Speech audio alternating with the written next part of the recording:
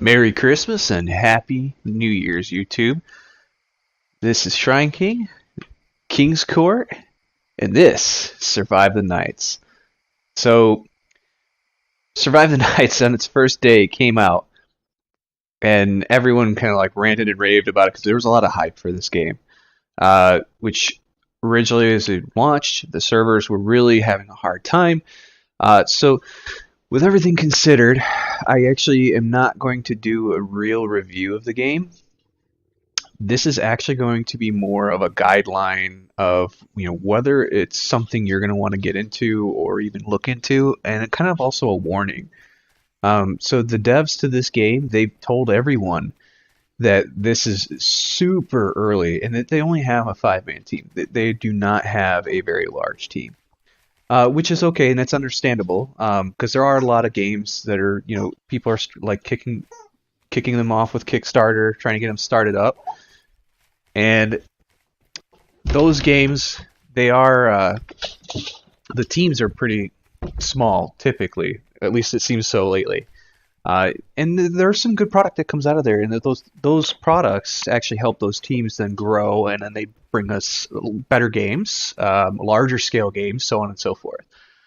So with that in mind, so this, again, is more an advisory. Survive the Nights has an extreme amount of potential. The concept and theory is sound. With that said, the fact that they're building in with their certain engine, like the game does look really good. It does sound really good, and I made sure to I limited some of the sound in the background here, and I have the video going, and it's just so you can see what we're seeing, how it's playing out, what it sounds like, that kind of stuff. But bear in mind, because it's so early, there isn't really too much to the game right now. So these videos you'll see in the background, just running around. Started out, I'm hungry. I can't really find anything to interact with.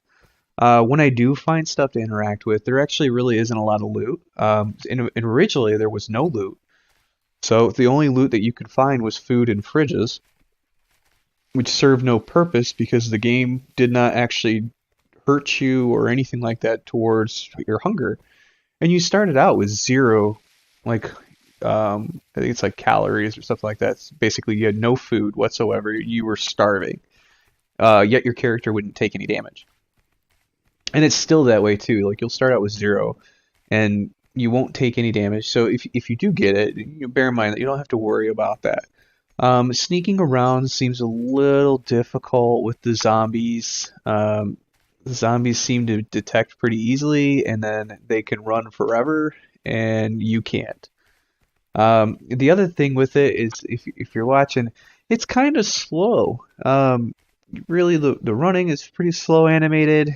And it makes it to where, like, especially starting out, you're going to spend a lot of time out in the wilderness.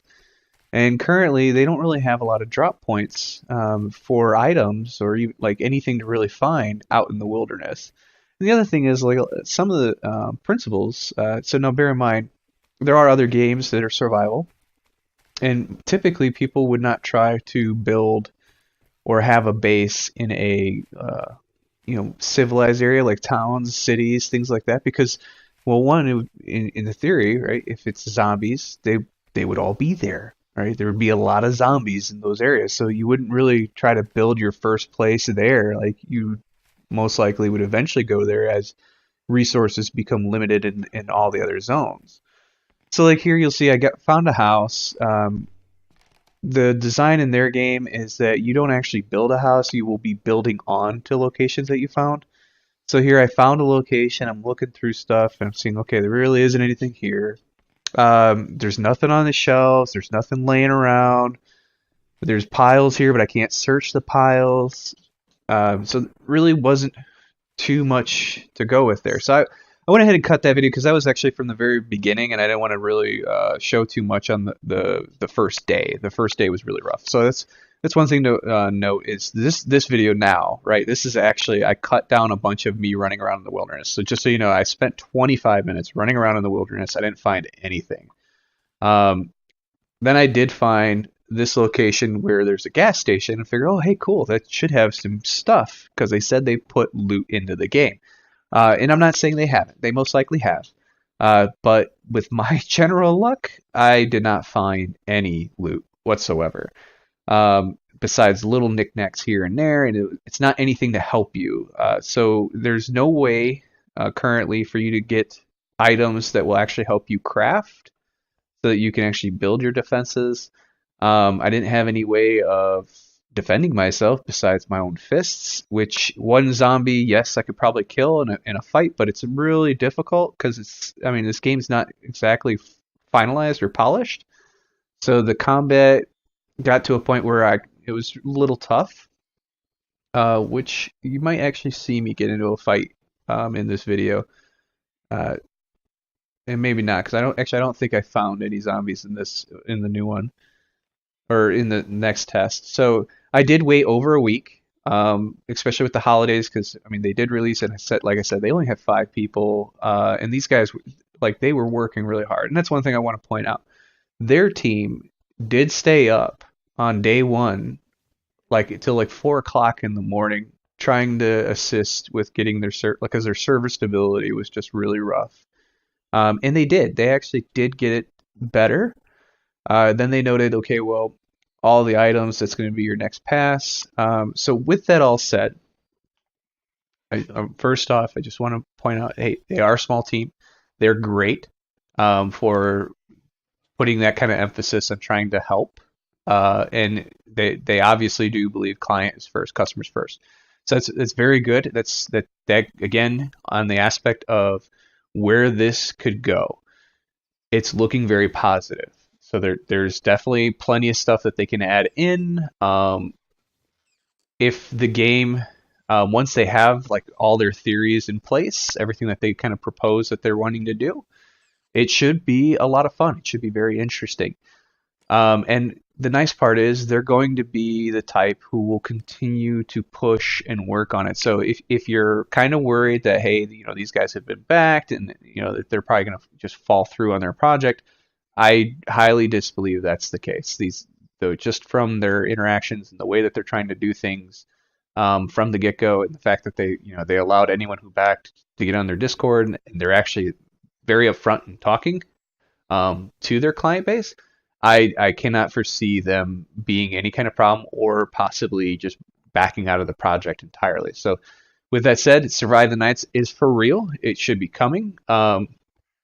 Its current state, I would say, is not really worth it. So, if you were thinking about, like dropping the money to play, because you're like, I just want to play, man. This game looks so cool. It's going to be great. I'm going to have a great time. I don't recommend that.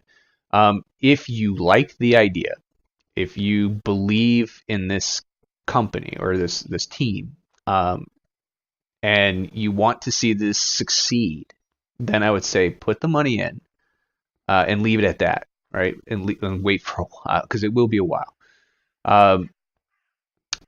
With that said, I do want to give some defense to the customers, because there is a lot of backers who backed out. But there is also a lot of videos that are out there that are talking very bad about this game right now.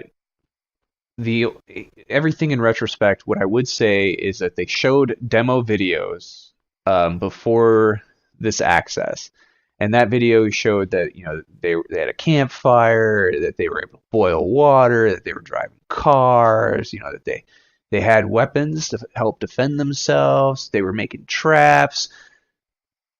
All of those things, because they showed it, it led the interpretation that those things exist in the game that they were delivering as early access. And I mean like super early access, right? Pre-early access. I don't know how they did it to have those kind of videos, but none of that exists right now. I did not find a single car. I was not able to find any equipment. Not able to find stuff to even really use to help defend myself. And that's pretty much that. I mean, so that does put it to a point where a lot of people were really upset about it, and for good cause.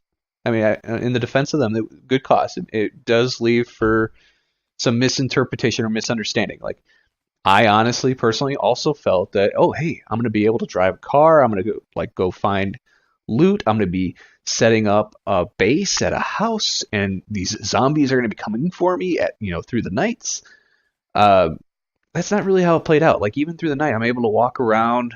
One thing to note, which is kind of an interesting thing that they have, each night that you actually survive, you reduce in health. So I don't believe this is supposed to be a game where it's prolonged. So, for example, 7 Days to Die, like I know people have posted videos of like they're on wait like 675 or day 675, and going through like their next blood moon or whatever. I don't think that's how this is going to work. I think like there's only a certain amount of days that you could survive, and eventually your health will just be so low that anybody breathes on you, you're dead. Um, and I think that's the aspect of, hey, yeah, you get to build up, but then you will have to start over, right? So it kind of helps drive the replay value in a different methodology. So like a lot of other ones have replay value over longevity. This is, I think, replay value over just having less time invested. So, I mean, that's really it for this King's Court. Like I said, I didn't want to go into like a full review, so I'm not saying, hey, this game's a 9 out of 10 or anything like that. Which, by the way, I am going to start doing reviews like that to say, is the game really worth the money? If I were to rate it, how do I rate it? What are those ratings? And then what are those games going to be? Because I do have a lot of games, and I do play through quite a few of them. And the nice part is I don't have to play the entire game to deliver those reviews. If you guys do want to see like reviews like that, where it would be like after the game I've played through the whole thing and then do like a final review of it, let me know, and I can definitely do that for those kind of games. But those will take some time before I get through to them. But again, Survive the Nights, guys. I know there was a lot of hype, and I know there was a lot of disappointment. Hopefully, everything that they say they're going to deliver, they will get out. But I definitely think if you want to put money to it, great. If not, currently, I would say that's okay. So again, if you guys like this